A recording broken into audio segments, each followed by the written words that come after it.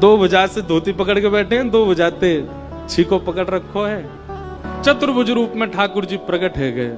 कुम्मनदास जी वह रूप को देख करके आनंदित है गए। कुम्मनदास जी के तो हाथ ढीले पड़ गए, नेत्र बंद है गए, भाव आवेश में चले गए।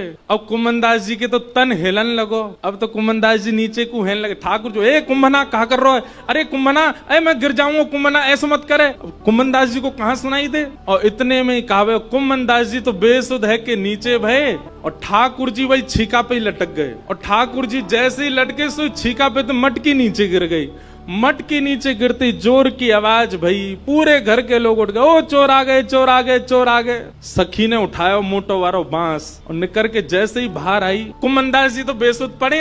ठाकुर जी झटपट उछल करके माथे भाज गए। कुम्मनदास जी वहीं रह गए। सखी ने आए करके महाराज कुम्मनदास जी में डंडा दिए 15-20, लेकिन कुम्मनदास जी तो नेत्रों से नीर बहा रहे हैं। और जैसे ही देखे श्री कुम्मनदास, ए बाबा, ए कुम्भना, तुम तो वहां मंदिर में कीर्तन गाओ है बाबा, तो शर्म नहीं है, घर में चोरी करवे आयो है, मक्खन चुरावे आयो, जो मक्खन ठाकुर जी के काजे निकालती वह तू चुरावे आयो। तब कुम्मनदास जी ने ये बहुत सुंदर पद गाया, तू है सखी बड़ भाग बड़ी, नंदलाल तेरे घर आवत है।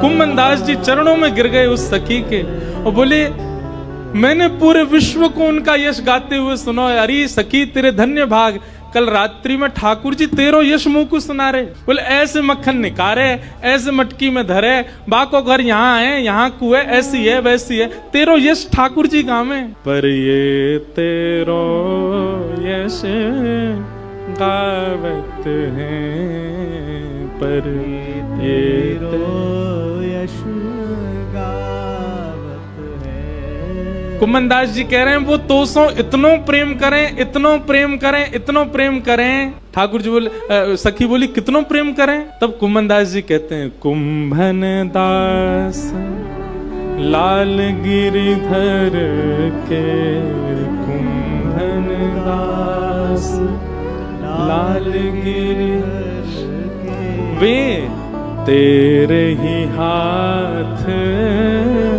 बिकावत है। अरे सखी, तू अगर लाला को कहीं बेकऊ आवेगी ना तो वो बिकऊ जाएंगे तेरे हाथन से, इतना प्रेम करें।